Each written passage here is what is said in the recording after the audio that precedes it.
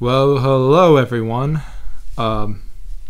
This is just an introductory episode of the Hungry Poets podcast, and I'm just going to go over a few things before I get into the subject of actual poetry.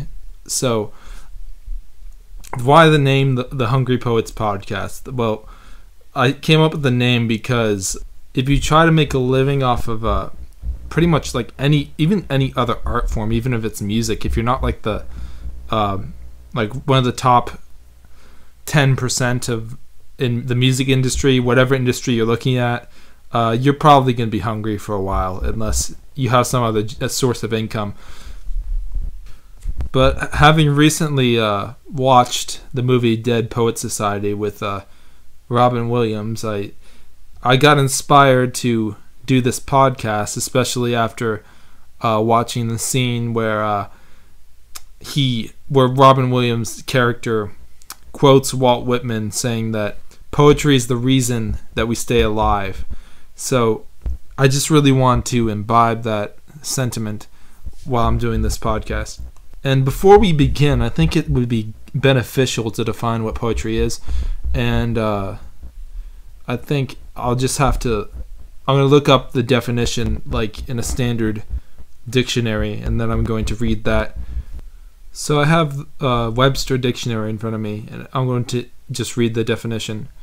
Writing that formulates a concentrated imaginative awareness of experience and language, chosen and arranged to create a specific emotional response through meaning, sound, and rhythm.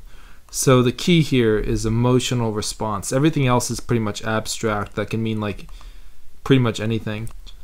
And this was very similar to what I actually would have said. Emotion should play a huge part in poetry, and it usually does play a huge part in poetry.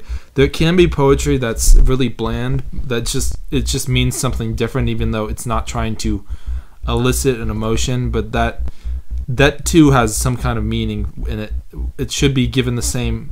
It shouldn't be thought less of as poetry, even though it's not as powerful emotionally. Yeah, so poetry is actually an abstract word. The meaning of it can mean so many things, and it's constantly changing as society changes, as we get new forms of art, as humanity gets new experiences, as different events in history unfold. There will be different ways people look at poetry. Things people don't think are poetry will be seen as poetry. For example, found poetry, where you take something that wasn't meant to be poetry and then read it as if it were poetry.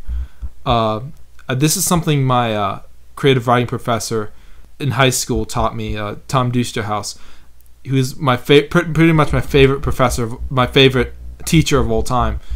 He wasn't a professor because he was a high school teacher, but he really, one other thing he taught me is that when you're doing poetry, one of the most important and most powerful ways you can make an impact on someone is giving them an image, like a lasting image that will stick in their mind as they read the poem. Because he saw it as fiction being character focused, while poetry is image focused usually. Now, while I don't totally agree with his idea that the most important thing you can do in a poem is have a lasting image, I think you can have poems that are just words that have abstract meaning, where it's just telling someone something. But I do believe that he was right to a certain extent. My teacher was right. So I wrote a book. I think it was released in November, and the copy that I have now in my hands is a beta copy, which I just ordered like 3 days ago. But this, because I'm working on my second edition to this book, it's called Baptism of Apathy. And the first edition I'm not promoting at all, because it was just I wanted to get something out there, wanted to have my name on something. But there are still some mistakes in that book, that version, and there's still some like phrasing that I wasn't too comfortable having in the final version of the book, even though I never changed it. But I do have lots of images in this book, and I actually made like a teaser trailer for my book on a YouTube video, even though it's still an unlisted video. But what I did was I took pictures of on the internet from the different images I have in my book. There's at least, not all the images, but some of them. So I took like 236 images and then saved them on my computer, made it into like a moving video for and put a instrumental song to it, and then said this is what my book is about. So I told it by using these images, I showed people what I'm trying to portray in the main part of my book. And I thought that was interesting because even though I thought I didn't have that many images in this book, it actually does have a lot of images, even when I really dig for them, because a lot of things you don't expect to get images when you read it firsthand, the first time you read it. But after a while, when you let the words sink in, you realize that you thought of a lot of different things after you read these words.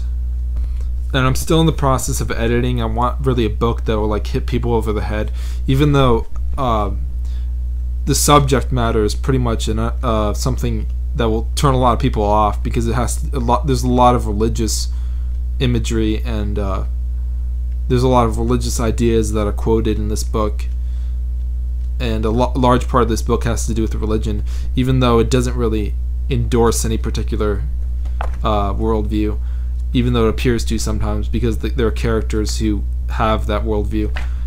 And actually included in section 4 of this book is the whole section 4 of this book is a project I did last May for a poetry/film class, in which we watched films and then commented on how these films relate to poetry. And then the last assignment was to create a poetry collection that contextualizes the films with the poems we read. So some of the films were like The Skin I Live In, which was a pretty gross film. Had to do with someone being forcibly transformed into a man was forcibly transformed into a woman. There were several rape scenes. It was pretty disgusting, but I got through it. There were some good things about the film, but the main thing was that the images we focused on were really influenced the writing of this section.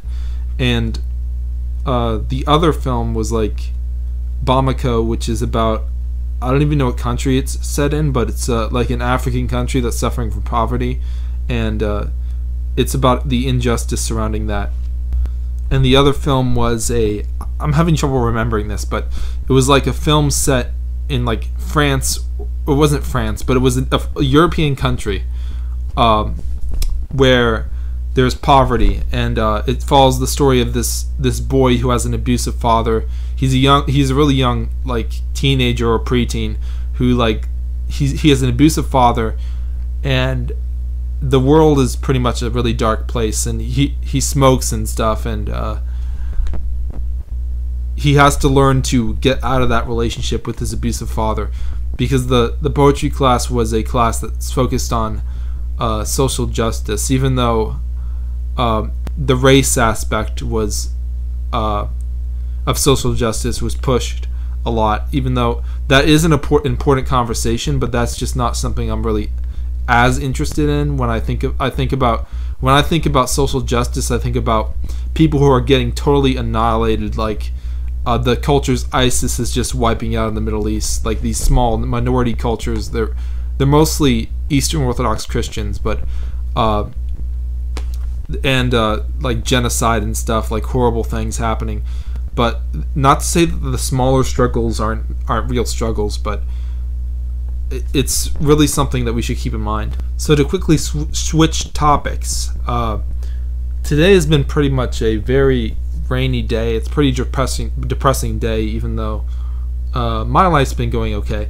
But it's kind of a poetry writing day, even though I haven't written anything yet today. But I guess this inspired me to do this talk right now. So just to briefly cover the topics I want to talk about, in the future, not in this podcast, because I'm done for today because it's like really late. I need to go to bed. But social justice in poetry, which was the theme of that class I took that I just talked about. Walt Whitman, how he influenced me, basically to write a lot of poetry, and also I've already talked about images and how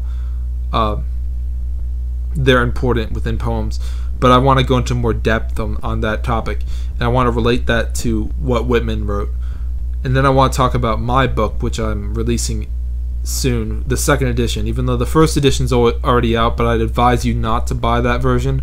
And also I want to talk about, the last thing I want to talk about is song lyrics as they relate to poetry, because now we really, one of my English teachers in high school, not Tom Dusterhouse, but someone else, she said that a lot of our culture, we get our poetry nowadays from songs and not from poetry, because songs are more the accessible thing that we use now.